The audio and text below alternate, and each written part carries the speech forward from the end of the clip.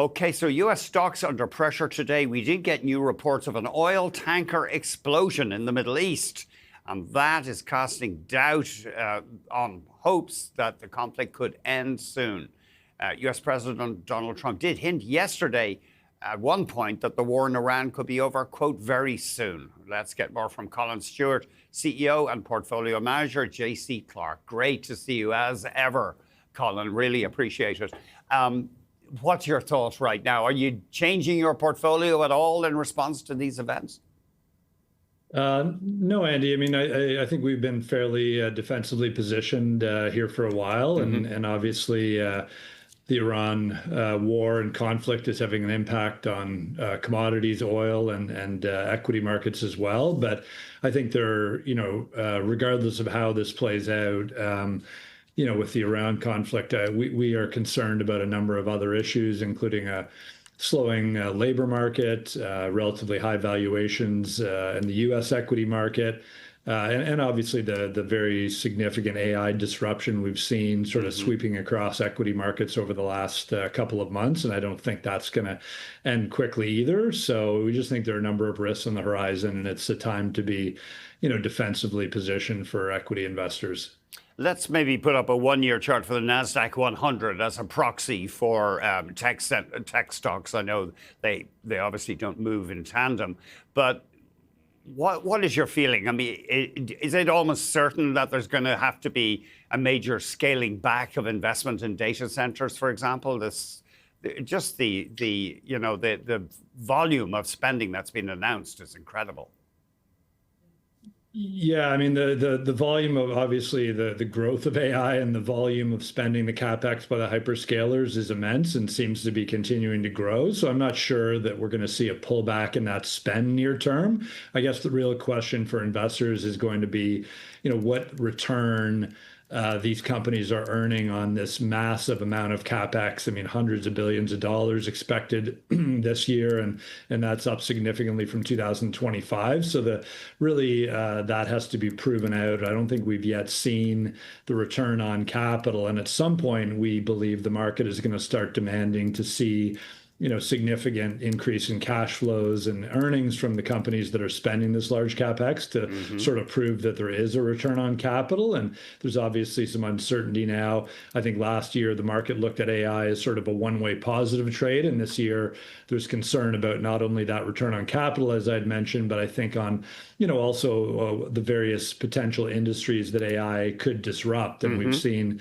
everything from insurance brokers to asset-light transportation, wealth management, software stocks. I mean, a number of areas disrupted by concerns over what AI might do to those industries and those businesses longer term. And I think that's going to continue to be, a headwind and create some volatility for the equity markets going forward. What industries I don't know, it's by definition, almost impossible to predict, but what industries do you think will be affected, will see their profits curtailed by AI, Colin?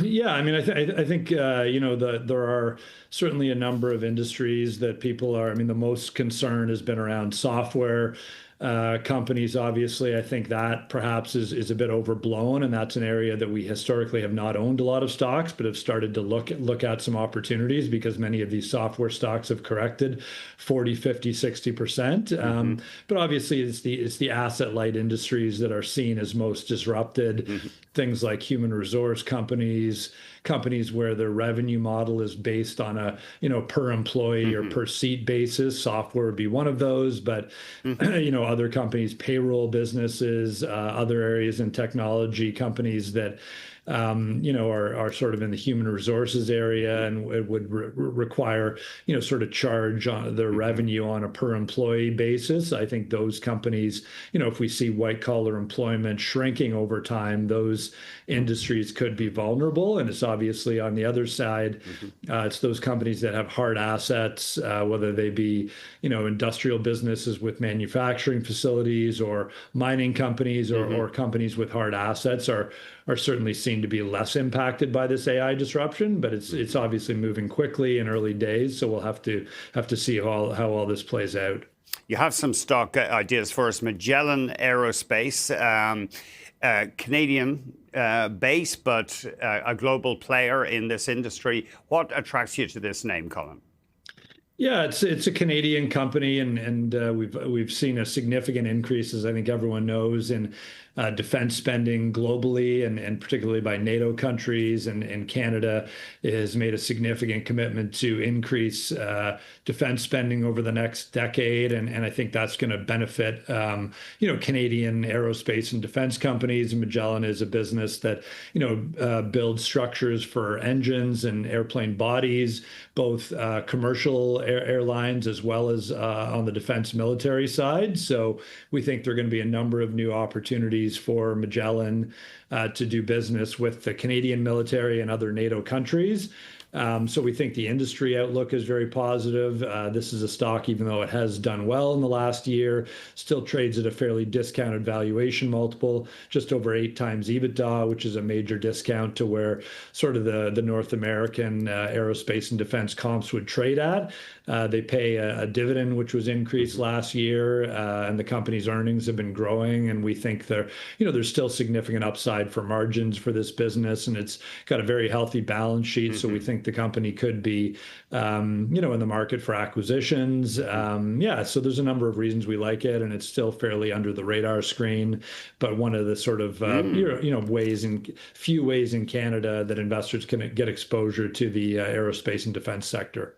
Let's have a look at your next idea. Kinaxis, they're big in this supply chain software. They have hundreds of blue chip clients. 40,000 users across 100 countries, but like other software companies, they have dropped. Yeah, so there's been concern, as I mentioned earlier, with software in general being disrupted by AI, and that's led to a significant pullback in the share prices of companies, and Kinaxis has suffered from that as well. So we think, given the pullback in the share price, and they just recently reported earnings, which are quite strong. They saw an acceleration of growth. This is a rule of 40 company. So in other words, their EBITDA margin plus the revenue growth adds up to over 40%, which is sort of a benchmark for really high quality software businesses. So we think Kinaxis is a very strong franchise, a growing business, growing at close to 20% a year with 25% EBITDA margins. And the valuation now has really pulled back to a level that we think is quite attractive, trades at about 13.5 times forward EBITDA, which is really unheard of for a software company that's growing this quickly. And I think, as I said earlier, it really is this AI disruption fear that has created we think some value opportunities in high quality software companies. And because of their strong customer base and their deep relationships with these large enterprises, we think it's unlikely that a business like this is going to be significantly disrupted by AI. Just finally, Jameson Wellness, JWEL. What draws you to this one? Big maker of vitamins and seller of minerals and nutrition products. Yeah, it's again in an uncertain market. It's a relatively stable consumer sort of non-cyclical business. The health and wellness trend is very powerful long term. We see continued growth in usage of vitamins in Canada and globally. We think this GLP-1 trend is causing more people to obviously lose weight, be healthier, and that generally leads to an uptake in vitamin usage. Jameson's the market leader in Canada by quite a wide margin, a very strong market share here, still growing at about 5%, even though the market is mature. And they have a new but rapidly growing business in the U.S. and particularly China. Their Chinese business has been growing at 30% plus, and we think the outlook there is very positive. So we just think the long-term trends in the industry are very solid. And the stock didn't do really all that well last year, has started to move up a bit here this year, but trades at only about 9.5 times EBITDA. And pays a 2.5% dividend. So we think it's a good, stable business to own in uncertain times. And we think the long-term trends for vitamins around health and wellness are going to continue for many years to come. And we think Jameson's a great way to participate in that for Canadian investors. Reuters has a story today that GLP-1 users are obviously loading into meat and eggs and vegetables, which have sometimes blander tastes. So apparently the market for spicy sauces is booming. People are heating up their food as they eat less. Thank you very much, Colin. I find as I get older, I can't handle as much spice. I don't know. I'm just. There you go. Well, maybe you just need some more vitamins. So Yeah, as we all do, probably. I don't know. Yeah, but a Vindaloo, that's beyond me these days. Anyway, Colin, thank you very much indeed. Thanks, Andy. Colin Stewart, CEO and Portfolio Manager at JC Clark.